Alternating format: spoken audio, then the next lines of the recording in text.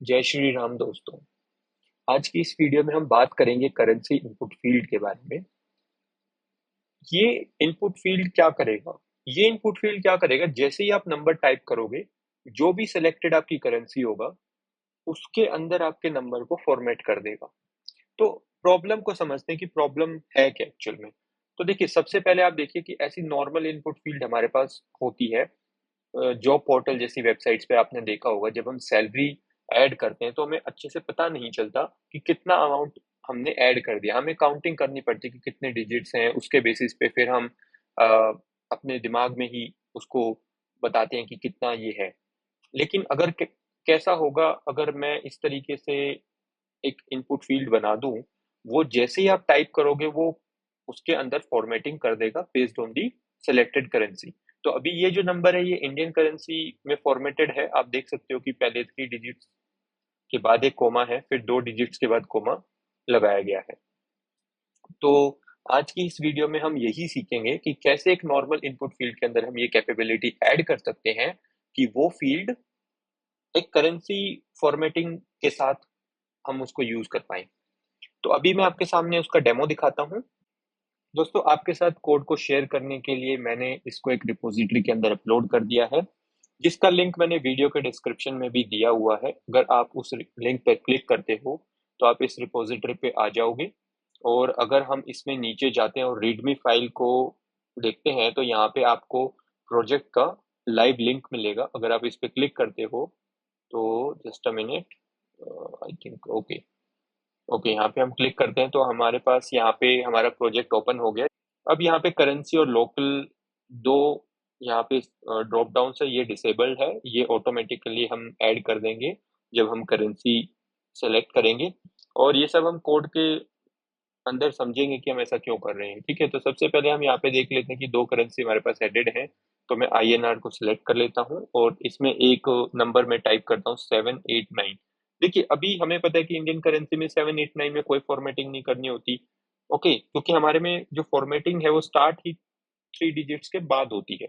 तो देखिए, अगर मैं इसमें एक नंबर और ऐड कर देता हूँ, मान लीजिए कि मैंने 5 ऐड कर दिया, तो आपने देखा होगा कि इसको रीडेबल बनाने के लिए, मोर रीडेबल बनाने के लिए यहाँ पे कोमा ऐड हो गया। ठीक है, इससे आपका कोड डेटा जो है वो मोर रीडेबल हो जाता है। अभी छोटा नंबर है तो इतना फर्क नहीं पड़ रहा। मान लीजिए मैं इसमें एक जीरो ऐड कर देता हूँ तो अभी ये 78,950 ये वैल्यू हो गई।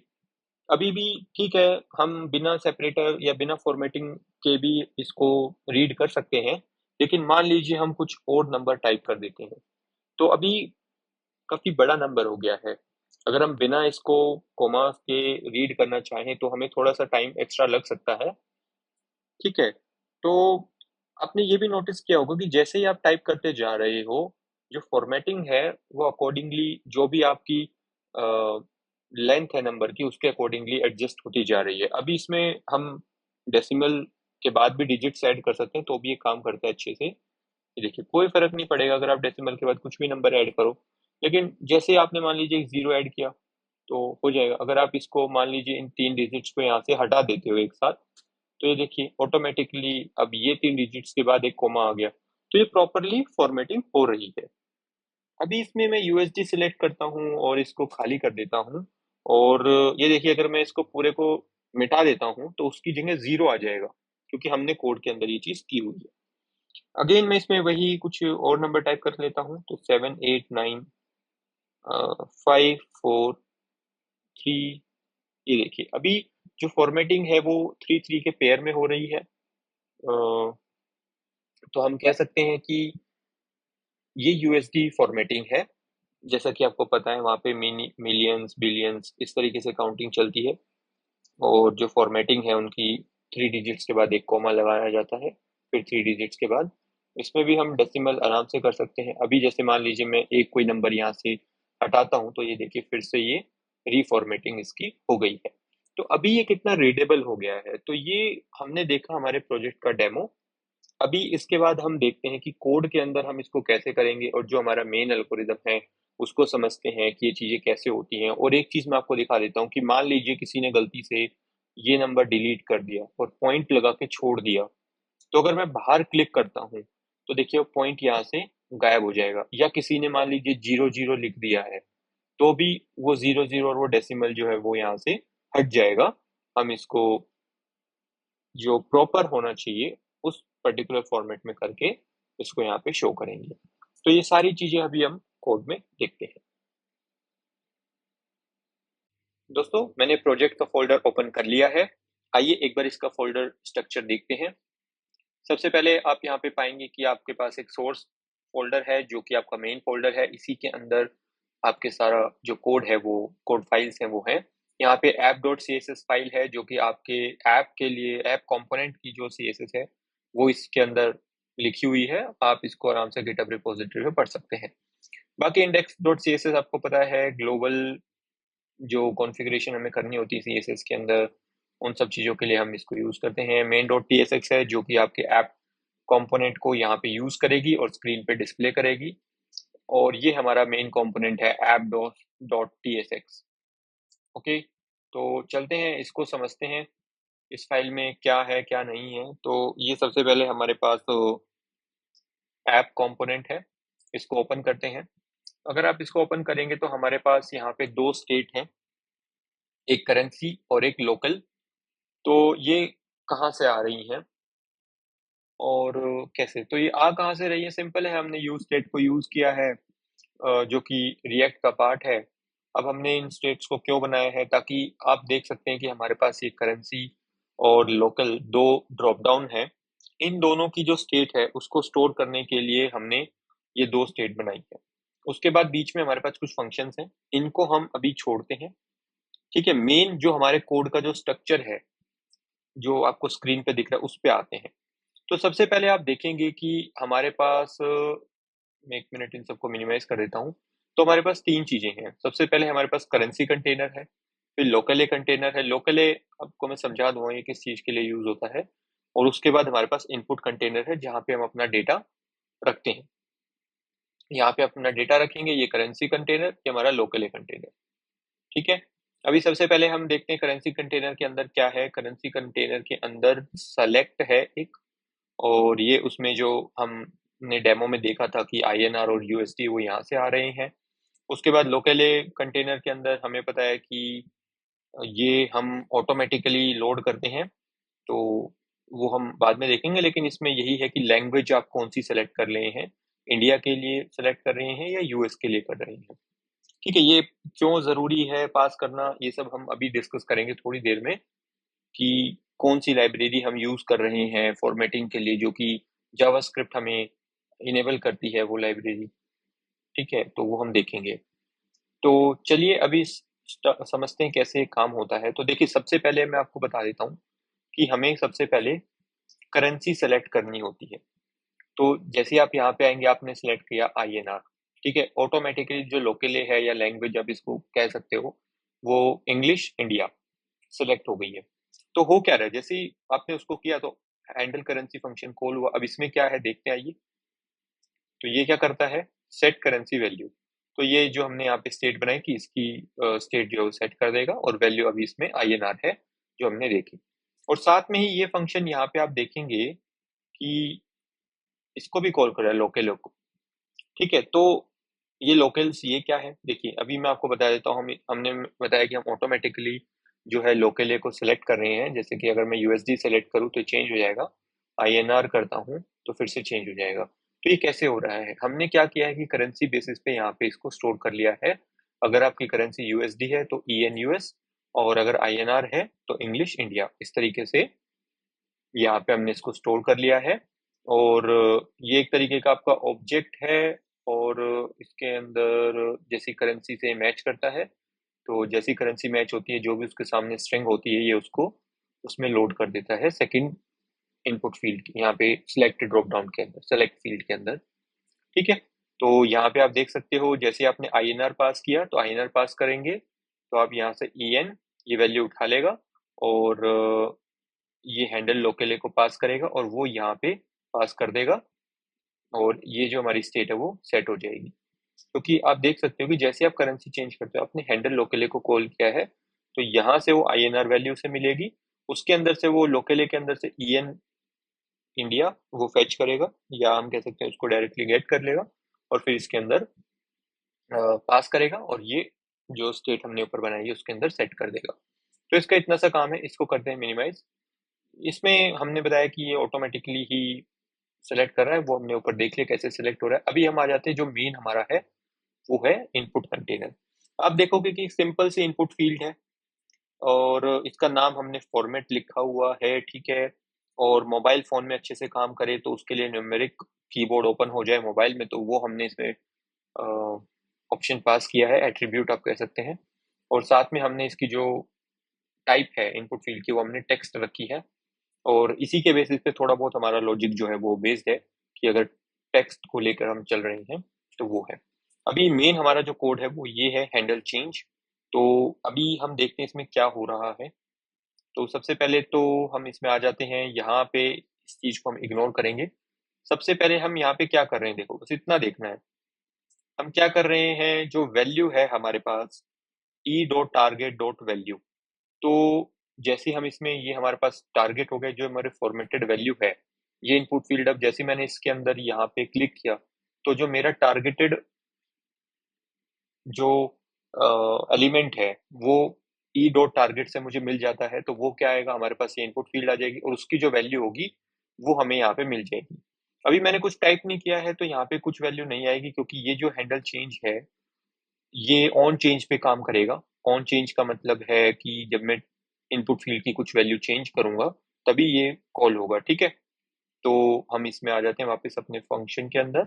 तो जैसे ही देखिए मैं टाइप करता हूँ, जैसे मान लीजिए मैंने टाइप किया किया 8, तो मैंने 8 टाइप कर दिया, तो यहाँ पे जो वैल्यू होगी वो 8 आ चुकी होगी। और यहाँ पे मैंने जिस इनपुट फील्ड को मैं एक्सेस कर रहा हूँ उसको मैंने स्टोर कर लिया है। इसको हम क्यों स्टोर कर रहे हैं, ये इनिशियल पोजीशन क्या है, ओरिजिनल लेंथ क्या है, वो हम बाद में देखेंगे, ठीक है। और ये हमारे मेन लॉजिक का पार्ट भी नहीं है, तो इसको अभी के लिए हम स्किप करते हैं। मेन जो हमारा लॉजिक है बस वो इतना सा है, इसके अंदर ही हमें चीजों को देखना है। तो इसमें हम क्या कर रहे हैं उसको थोड़ा अच्छे से समझने के लिए मैं आपको थोड़ा दिखाता हूँ यहाँ पे। जैसे मैंने टाइप किया 6 7, ऐसे कुछ भी टाइप किया, डॉट लगाया, तो इस तरीके से इंडियन करेंसी में फॉर्मेटिंग इसकी हो रही है प्रॉपरली। तो ये आप देख पा रहे हैं ये कैसे हो रहा है। और अगर मैं जैसे मान लीजिए कि अभी कितने डिजिट हैं, 1 2 3 5 और 3 8, तो इधर 8 डिजिट है। तो अगर मैं इसके अंदर जैसे कि मान लीजिए मैं यहाँ पे 9 टाइप कर देता हूँ, तो आप देखिए फॉर्मेटिंग चेंज हो गई, ठीक है। ऑटोमेटिकली उसने फॉर्मेट कर दिया, ठीक है। जैसे ही मैंने नंबर यहाँ पे एक एक्स्ट्रा ऐड किया तो ये 3 यहाँ से इधर आ गया, और ऐसे एक एक नंबर जो आगे चलता चला गया। जैसे मैं 9 को हटा दूंगा तो ये वापस से वैसे हो जाएगा। मान लीजिए 4 ऐड कर देता हूँ तो वापस से रिफॉर्मेटिंग होगी। तो ये इतना स्मूथली कैसे हो रहा है और इसका लॉजिक क्या है इसके पीछे, ये पूरे के पीछे हम उसको समझते हैं थोड़ा सा डायग्राम से। आइए, स्टार्टिंग में हमने ये एग्जांपल देखा था कि हम मेन काम ये कर रहे हैं, तो इसको तो मैं कर दूंगा डिलीट। ओके, अभी हम इस पे आ जाते हैं। साइड में मैंने कोड लिखा हुआ है थोड़ा सा रेफरेंस के लिए, बट हम अपना जो कोड है उसी से रेफरेंस लेंगे। तो स्टार्टिंग में मान के चलते हैं कि हमने ये नंबर है वो वहां पे एंटर किया हुआ है, ठीक है। तो मैं क्या कर रहा हूँ, मैं एक एक्स्ट्रा नंबर ऐड कर रहा हूँ 4, जैसा कि अभी मैंने आपको यहाँ पे करके दिखाया था। हमने 4 एंटर किया तो एक एक डिजिट सब आगे चले गए थे, ठीक है। अब उसको भूल जाइए, अब इसका देखिए, अभी मैंने इसके अंदर 4 टाइप करता हूँ, तो 4 टाइप करने से क्या हुआ, ये स्टेट हो जाएगी, आपके कोमास वैसे की वैसे रहेंगे और एक 4 जो है यहाँ पे ऐड हो गया। तो आप देखोगे ये तो इंडियन फॉर्मेटिंग नहीं है, यहाँ तो इंडियन फॉर्मेटिंग थी, यहाँ नहीं है, यहाँ पे क्योंकि 4 डिजिट्स हो गए।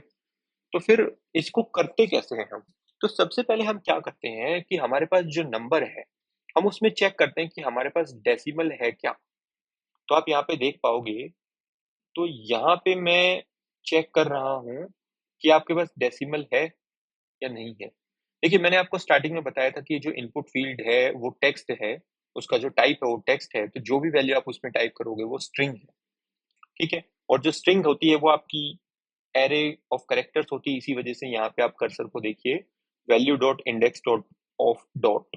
तो मैं इसका इंडेक्स निकालूंगा डॉट का, अगर उसके अंदर डॉट होगा तो मुझे उसका इंडेक्स मिल जाएगा जो कि 0 या 0 से बड़ा होगा। अगर उसके अंदर डॉट नहीं है स्ट्रिंग के अंदर तो वो -1 रिटर्न करेगा, वो केस हम बाद में देखेंगे।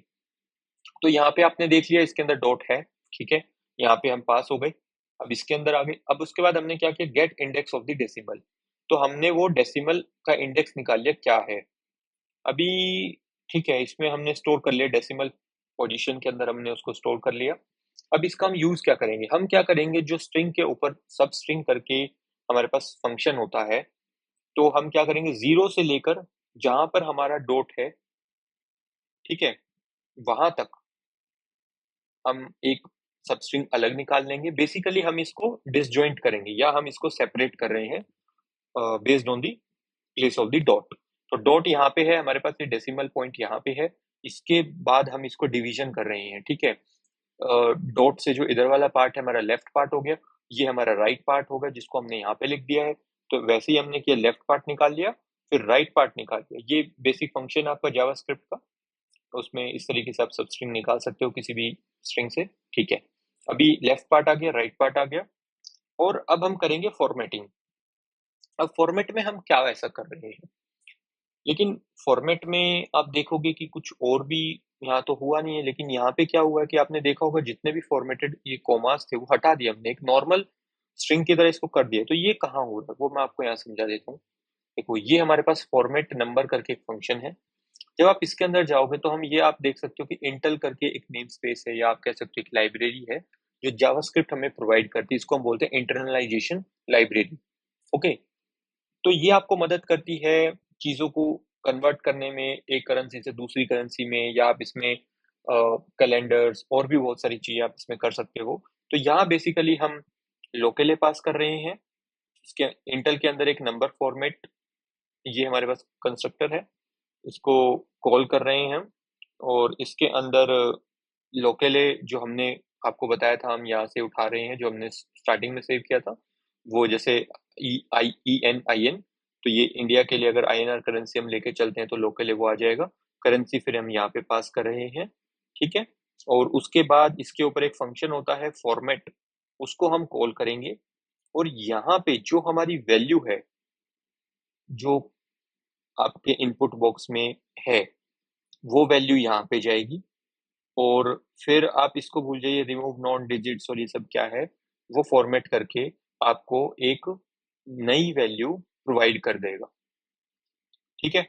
इतना सा इसमें काम हो रहा है। रिमूव नॉन डिजिट्स का मतलब क्या है कि आपके नंबर के अंदर कुछ भी नॉन डिजिट है उसको रिमूव कर दो। देखिए, रिमूवल ऑफ नॉन डिजिट्स, तो जो कॉमा है ये तो डिजिट नहीं है, तो मैंने इसको रिमूव कर दिया, तो आपके पास ये बच जाता है, ठीक है। अभी ये बच गया, आपने इसको नंबर में कन्वर्ट कर दिया क्योंकि ये तो एक स्ट्रिंग थी, तो नंबर में आपने इसको कन्वर्ट कर दिया। फिर मैंने रीफॉर्मेटिंग करने के लिए ये फॉर्मेट फंक्शन कॉल कर दिया, ठीक है। तो इसने इसको रीफॉर्मेट कर दिया। अब देखो, ये वाली चीज देखो और ये वाली चीज देखो, ठीक है। यहाँ पे 4 के बाद कॉमा था, गलत था वो, उसको हमने रीफॉर्मेट किया, और फिर दोबारा दोनों को ज्वाइन कर दिया, कंबाइन कर दिया यूजिंग डॉट। तो ये हमारा बेसिक लॉजिक है कि अगर हमारे पास डॉट वाला नंबर पहले से है और उसके अंदर कोई कहीं पे भी नंबर आप ऐड कर सकते थे, यहाँ पे कहीं पे भी, तरीका उसमें यही रहता। जैसे आपने यहाँ पे 4 ऐड किया, फिर हमने डिवीजन किया डॉट जहाँ पे, उसके बेस पे एक लेफ्ट पार्ट बनाया, एक राइट पार्ट बनाया, फिर रिमूवल ऑफ नॉन डिजिट्स किया। यहाँ पे तो नॉन डिजिट्स कुछ है नहीं, तो उस केस में तो हमें टेंशन लेने की जरूरत नहीं है, लेकिन फिर भी मैंने यहाँ पे, आप देख सकते हो कि यहाँ पे राइट पार्ट को भी रिमूव नॉन डिजिट, एक एक्स्ट्रा कॉन्शियसनेस लेके मैं चला हूँ थोड़ा सा, तो उसके लिए मैंने इसको ये फंक्शन इस पे कॉल कर दिया, अदरवाइज इसमें जरूरत नहीं थी। फिर लेफ्ट पार्ट में भी हमने ये फंक्शन किया और उसको फॉर्मेट भी किया, तो फॉर्मेट नंबर के अंदर ही ये non remove non digit included है, ठीक है। फिर लेफ्ट पार्ट हमारे पास आ गया फॉर्मेटिंग होकर, यहाँ देखिए फॉर्मेटिंग होकर आ चुका है, ठीक है। राइट पार्ट में कोई फॉर्मेटिंग की जरूरत नहीं थी। फिर हमने क्या किया, देखिए फाइनल पार्ट बना दिया, लेफ्ट पार्ट को राइट पार्ट को डॉट से जोड़ दिया, ये हमने यहाँ पे जोड़ दिया इसको। और फिर ई डॉट टारगेट डॉट वैल्यू, तो मैंने बताया था ई डॉट टारगेट क्या होता है, जो आपका करंट इनपुट फील्ड है वो उसको जहां पे भी आपका फोकस्ड है उसी एलिमेंट को वो शो करेगा, ठीक है। और डॉट वैल्यू का मतलब जो उसके अंदर वैल्यू है, और मैं अब क्या कर रहा हूँ, फाइनल पार्ट उसकी वैल्यू को वहीं पे चेंज कर रहा हूँ, ठीक है। तो आपने देखा होगा जैसे ही आप इसमें टाइप करते हो कैसे हो जाता है, जैसे मान लीजिए मैंने यहाँ पे 2 टाइप कर दिया, तो ये देखिए 8 यहाँ पे चला गया। तो इसी तरीके से आप इसको अब इस डायग्राम को देखकर समझिए, तो आपको चीजें समझ में आ जाएंगी कि कैसे चीजें हो रही है, ठीक है। तो ये इतना सा आपको समझ में आ गया होगा। अब आप खुद से समझ सकते हो कि अगर इसमें डॉट ना हो तो क्या होगा? तो उसका कोड यहाँ पे है, ये कर्सर मेरा आप देख सकते हो।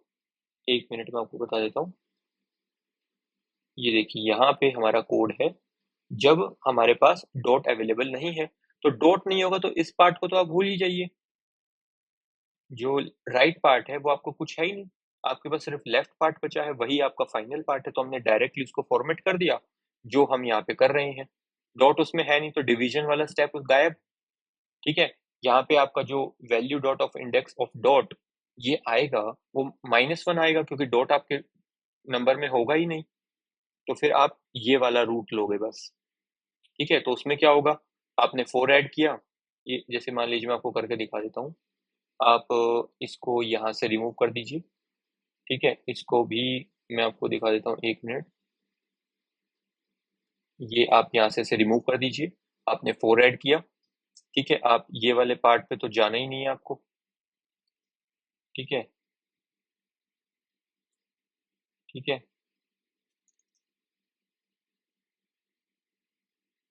ठीक है, आपने 4 ऐड किया। डिवीजन यहाँ पे कुछ होगा ही नहीं। ठीक है, अब यहाँ पे आ जाइए। तो ये इधर 4 ऐड कर दिया, फॉर्मेटिंग बिगड़ गई। फिर हमने यहाँ पे देखा फॉर्मेटिंग बिगड़ी हुई है, कोई बात नहीं। और ये वाला स्टेप तो आप हटा ही सकते हो। ओके, फॉर्मेटिंग बिगड़ी हुई है। हमने क्या किया, सबसे पहले रिमूवल ऑफ नॉन डिजिट्स, इसमें कॉमास थे वो सब हमने हटा दिया। ठीक है, और उसके बाद एक नॉर्मल स्ट्रिंग बच गई। उसको रीफॉर्मेटिंग कैसे किया, पहले इस स्ट्रिंग को हमने नंबर में कन्वर्ट किया और फिर उसको फॉर्मेट किया using internalisation library that is provided by the JavaScript. ठीक है, उसको करने के बाद हमने ज्वाइनिंग स्टेप हमारे पास इस बार नहीं रहेगा, क्योंकि डॉट हमारे में है ही नहीं। तो अब ये देखिए इसकी रीफॉर्मेटिंग हो गई और फाइनल हमारे पास ये नंबर वापस प्रॉपर फॉर्मेटिंग में आ गया। अब आप इसको और इसको कंपेयर कीजिए। ठीक है, यहाँ पे ये था, अब ये बन चुका है। आप देखोगे कि एक एक डिजिट जो है वो लेफ्ट साइड चला गया। ठीक है, तो ये सिंपल है बहुत ही। अब थोड़ा सा कोड में भी इसको देख लेते हैं कि हम कैसे कर रहे हैं। ठीक है, अभी यहाँ पे हम आ जाते हैं, तो आइए इधर समझते हैं। ये देखिए, अभी डेसिमल सबसे पहले हमने क्या किया, कहाँ पर हमारा डेसिमल है उस इंडेक्स को निकाल लिया। उसके बाद हमने सबस्ट्रिंग फंक्शन का यूज करके लेफ्ट पार्ट को निकाल लिया। सबस्ट्रिंग फंक्शन को ही यूज करके हमने राइट पार्ट को निकाल लिया। बस हमने इसके अंदर जीरो से डेसिमल पोजीशन, तो जीरो से लेकर डेसिमल से जस्ट पहले तक का जो नंबर होगा वो यही था। अगर हम वापस उसको इमेजिन करें अपने दिमाग में, जब हमारे पास डेसिमल था, तो डेसिमल से पहले। ठीक है, और यहाँ पे फिर हम डेसिमल पास करते हैं, फिर ये कहाँ से कहाँ तक लेगा, ये अपने आप एंड तक ले लेगा। यहाँ पे आप देख सकते हो क्वेश्चन मार्क लगा, इसका मतलब आपको एंड जरूरी नहीं है पास करना। तो इस केस में ये जो स्ट्रिंग की लेंथ होती है उसको ही उठा लेगा, टोटल जो लेंथ होगी। तो ये एकदम एंड तक जाएगा और जो भी राइट पार्ट आपका अवेलेबल होगा, वो राइट पार्ट आपका जो यहाँ पे 5 6 7 8 था वो था। ठीक है, तो वो उसने उठा लिया। ओके, फिर लेफ्ट पार्ट को हमने फॉर्मेट किया। अब देखिए फॉर्मेट में हम चलते हैं, यहाँ पे आपने एक स्ट्रिंग पास कर दिया। आप देख सकते हो इसकी जो टाइप है वेरिएबल की, वो स्ट्रिंग है। तो हम इस नंबर में चलते हैं, इस फंक्शन में चलते हैं। तो ये फंक्शन क्या कर रहा है, ये यूज कॉल बैक आपको पता है, ये हुक है रिएक्ट का। इसका अपना एक यूज केस होता है, वो आप रिसर्च कीजिए, थोड़ा पढ़िए, ताकि आपको भी इसकी प्रैक्टिस हो जाए कैसे काम करता है। सबसे पहले आप यहाँ पे समझिए कि हमारे पास वैल्यू आ गई, वैल्यू स्ट्रिंग थी। हमने क्या किया, इंटरनलाइजेशन लाइब्रेरी को कॉल किया और लोकली हमने उसके अंदर पास किया, जो हम पहले ही डिस्कस कर चुके हैं। करेंसी भी हमने यहाँ पे ऐसे ये एक तरीके से ऑप्शंस पास किए, तो करेंसी हमें कौन सी चाहिए वो हमने पास कर दी है। फिर फॉर्मेट, इसके ऊपर एक फंक्शन हमें मिलता है। वो फॉर्मेट कॉल करने से पहले फॉर्मेट के अंदर आपको यहाँ पे नंबर होना चाहिए, आपकी वैल्यू या बिग इंटीजर होना चाहिए। तो उसके लिए ही हमने यहाँ पे नंबर, ये आपकी जावास्क्रिप्ट का ही एक कंस्ट्रक्टर है, इसको आप कॉल करते हो। और उसको कॉल करने से पहले आपने सारे नॉन डिजिट नंबर जैसे कोमा वगैरह ये सब हटा दिया था, और जो वैल्यू थी उसमें से ये देखिए कैसे डिजिट्स हटाए थे। हम इसमें आ जाते हैं, यहाँ पे हमने रेजेक्स यूज किया। और ये रिप्लेस जो फंक्शन है वो एक स्ट्रिंग का फंक्शन होता है, आप इसको यूज कर सकते हैं। यहाँ पे आपने रिजेक्स यूज किया, जहाँ पे भी ये पैटर्न मैच होगा वहां पे हम एम्प्टी कर देंगे। ठीक है, तो वो चीज हमने करने के बाद यहाँ पे हमारे पास एक स्ट्रिंग मिल गई जिसके अंदर कोई भी नॉन डिजिट करेक्टर नहीं है। फिर हमने उसको नंबर में कन्वर्ट किया, फिर उसको हमने फॉर्मेट किया, तो फिर से हमारे पास डीफॉर्मेटिंग हो गई थी जो हमने देखी थी। ठीक है, उसके बाद ये वापस से रिटर्न कर देता है। तो फिर से हम कहाँ पे आ जाते हैं, लेफ्ट पार्ट में आ जाते हैं। राइट पार्ट और रिमूव नॉन डिजिट, इसकी वर्किंग हमने अभी ऊपर देखी है। जब हमारे पास लेफ्ट पार्ट और राइट पार्ट दोनों होता है तो हम इसको फिर से ज्वाइन कर देते हैं। एक चीज हमेशा ध्यान रखना, ये जो यहाँ पे फॉर्मेटिंग हम कर रहे हैं तो आप देखोगे कि ये हमें स्ट्रिंग रिटर्न करता है, ठीक है। तो फिर ये फंक्शन एट द एंड हमें स्ट्रिंग रिटर्न कर रहा है, इसी वजह से हम इसको डायरेक्टली यहाँ पे ऐड कर पा रहे हैं डॉट के थ्रू। ओके, फिर हमने यहाँ पे ई dot target dot final value जो फाइनल पार्ट है उसको स्टोर कर लिया। अब एल्स में हम आ जाते हैं। यहाँ पे अगर कंडीशन क्या है कि आपके पास डॉट है ही नहीं, तो उस केस में क्या होगा, -1 इंडेक्स मिलेगा और -1 है तो हम इस वाले ब्लॉक में आ जाएंगे। तो यहाँ पे सेम रिपीटिशन, फॉर्मेट करेंगे, रीफॉर्मेट करेंगे, वैल्यू को हम यहाँ पे अपडेट करेंगे फील्ड के अंदर डायरेक्टली, और बस इतना काम हो गया। अब हम समझते हैं कि ये इनिशियल पोजीशन क्या है, ये लेंथ हमने क्यों ली है, ओरिजिनल लेंथ हमने क्यों ली। ओरिजिनल लेंथ हम ले रहे हैं जो वैल्यू हमने उसके अंदर स्टोर किया है। देखिए होता क्या है कि अगर आपने एक चीज नोटिस की होगी, अभी हमारा जो कर्सर है वो 8, उसके बाद एक कोमा, फिर 6 और 7 से 4 कैरेक्टर्स के बाद हमारा कोमा है। तो जैसे ही मैं 5 टाइप करूंगा तो मेरा कर्सर 5 के बाद आना चाहिए, ऐसा नहीं कि फोर्थ पोजीशन पे रह गया। Fourth position in the sense fourth character के बाद ही रह गया। जैसे मैं 5 टाइप करूंगा तो आपने देखा होगा जो हमारा कर्सर है वो 5 के पीछे है। अगर मैं जो कोड अभी आपको दिखाने वाला हूँ अगर मैं वो ना करूँ तो ये 7 के पीछे आ जाएगा यहाँ पे, ठीक है, क्योंकि जो इसकी ओरिजिनल कंडीशन थी, पोजीशन थी, वहीं रह जाएगा। तो इसमें हम कैसे करते हैं, देखिए सबसे पहले हमने क्या किया, इनिशियल पोजीशन, ये सिलेक्शन स्टार्ट करके आपके पास एक प्रॉपर्टी होती है, इसका काम ही यही है कि आपको ये कर्सर की करंट पोजीशन दे देगा। तो वो इनिशियल पोजीशन हमने स्टोर कर ली, ठीक है। और ये देखिए यहाँ पे हमने फाइनल जो हमारी स्ट्रिंग जनरेट हुई उसकी जो लेंथ थी वो हमने स्टोर कर ली, और ओरिजिनल लेंथ हमने ऊपर पहले ही स्टोर की हुई है।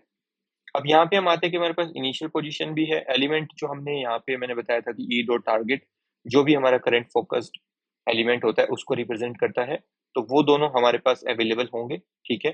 ठीक है, उसके बाद हम क्या करते हैं, फाइनल पोजीशन कैसे निकालेंगे, देखिए अपडेटेड लेंथ, ओरिजिनल लेंथ। तो अभी हमने सिर्फ एक करेक्टर ऐड किया है तो ये कितना हो गया, 1, और इनिशियल पोजीशन से एक आगे पोजीशन कर दो आप, तो फाइनल पोजीशन, फाइनल पोजीशन, ठीक है।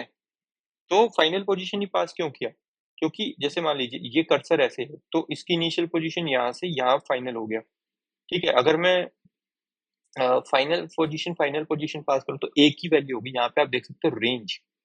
तो देखो अगर मैं इसको ऐसे सेलेक्ट करता हूँ तो मेरे कर्सर की एक रेंज बन गई P से लेके N तक। लेकिन अगर मैं चाहता हूँ मैं ये N के पीछे ही रहूं तो जो इसकी लेंथ है वो मुझे यहाँ पे पास करनी होगी। तो इसी वजह से जो मेरी फाइनल पोजीशन थी मैंने वही पास कर दी दोनों जगह पे।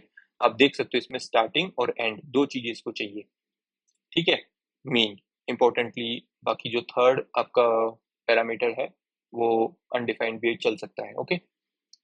तो वो डिफॉल्ट वैल्यू अपने आप सेट हो जाएगी उसमें कुछ ना कुछ। तो आप देख सकते हो, तो फाइनल पोजीशन इसी वजह से ये सेलेक्ट नहीं कर रहा, वो यहीं पे अटका रह गया। वो ऐसे कर देगा अगर मैं उसको इनिशियल से फाइनल कर दूंगा तो, ठीक है। तो ये चीज आपको समझनी होगी। तो ये इतना सा था। अब हम एक चीज इसमें और समझते हैं कि ये जो हम, मान लीजिए कि मैं यहाँ पे 0 लिख देता हूँ, या 0 भी हटा दीजिए आप, पॉइंट लगा के मैं छोड़ दिया, मैं जैसे ही बाहर क्लिक करूँ वो डॉट गायब कैसे हो गया, या आप इसमें .00 लिख के ऐसे गायब कैसे हो जा रहा है, ये क्या कोड है। तो वो आपका आता है ब्लर पे। जब भी आप किसी इनपुट फील्ड से फोकस को हटाते हैं तो आपका एक इवेंट ट्रिगर होता है, वो होता है ऑन ब्लर। और उसको हैंडल करने के लिए हमारे पास ये फंक्शन है हैंडल ब्लर। आप देख सकते हैं फोकस इवेंट है तो वो उसमें अनब्लर हुआ है, तो उसकी वजह से, मतलब अनब्लर नहीं कहेंगे उसको, उसका फोकस हट गया है, ठीक है। तो हमने फिर से वही किया, वैल्यू हमने सबसे पहले स्टोर कराई। अगर हमारे पास वैल्यू एम्प्टी है तो हम कुछ नहीं करेंगे, रिटर्न अनडिफाइंड, यहीं पे हमारा फंक्शन खत्म हो जाएगा। लेकिन अगर उसके अंदर डॉट है तो उसका इंडेक्स चेक करेंगे, तो इंडेक्स हमेशा 0 या 0 से बड़ा आएगा अगर उसके अंदर वो डॉट होगी तो, ठीक है। तो उसके बाद फिर हम क्या करेंगे, स्प्लिट करेंगे। स्प्लिट का क्या काम होगा, स्ट्रिंग है तो दो एरे हमको ये रिटर्न करता है, डॉट से पहले वाली चीजें और डॉट से बाद वाली चीजें, ठीक है। फिर हम उसमें देखेंगे कि अगर split dot length is equal to 2 है, डेफिनेटली अगर अगर मैं यहाँ पे डॉट लगाता हूँ तो इसका क्या मतलब है, इसका मतलब ये है कि मैं आपको कंसोल में जाके दिखा देता हूँ कि इससे क्या हो रहा है। Console log split array. ठीक है, अभी मैं हम यहाँ पे चलते हैं, जैसे ही मैं डॉट लगाऊंगा, जस्ट अ मिनट। ओके, कुछ प्रॉब्लम थी, okay, but now it is working. So आप देख सकते हो। Okay, that that should work on the like when on blur event. Okay, so I will click on outside, it will trigger. Okay, so यहाँ पे trigger हो गया, ये देखिए। तो इसने क्या किया, डॉट से पहला पार्ट आपका ये था, डॉट के बाद कुछ नहीं है तो एम्प्टी। ठीक है, तो हमारे पास जो लेंथ है वो 2 हो गई। इसके बाद हमने क्या किया कि जो ये फर्स्ट पोजीशन, ये जीरो बेस्ड इंडेक्सिंग होती है एरे के अंदर, तो 0 पोजीशन 1 पोजीशन, फर्स्ट पोजीशन। तो फर्स्ट पोजीशन पे जो भी आपका स्ट्रिंग है, कुछ भी है, हम उसको नंबर में कन्वर्ट करते हैं। तो एम्प्टी जो होता है इनका 0 आता है। अगर आप यहाँ पे इसको टाइप करें नंबर, और इसके अंदर आप ऐसे ऐसे स्ट्रिंग पास करते हो, देखिए अब 0 आ रहा है। ठीक है, अगर आप खाली पॉइंट, ये तो नहीं होगा इसमें, एक मिनट, ऐसे एम्प्टी ऐसे ऐसे कुछ भी आप पास करते हैं तो 0 आता है। या आप 0 0 0 0 पास करेंगे तो भी 0 ही आएगा। ठीक है, तो वही चीज हम यहाँ कर रहे हैं। अगर वो चीज 0 मिलती है, सेकंड पार्ट को अगर हम नंबर में कन्वर्ट करें और वो हमें 0 दे, तो इसका मतलब क्या है कि उस सेकंड पार्ट को नेग्लेक्ट कर दो, और जो हमारा ये 0th पोजीशन पे जो नंबर था, इसको वैल्यू के अंदर सेट कर दो। तो हमने फिर से ई डॉट टारगेट डॉट वैल्यू को यहाँ पे यूज किया, और उसके अंदर ये जो फर्स्ट पार्ट था एरे का वो स्टोर कर दिया। तो वो आपका ये वाला नंबर होता है, वो हमने स्टोर कर देते हैं। ठीक है, तो ये आपने देखा कि किस तरीके से हम करेंसी इनपुट फील्ड को बनाते हैं,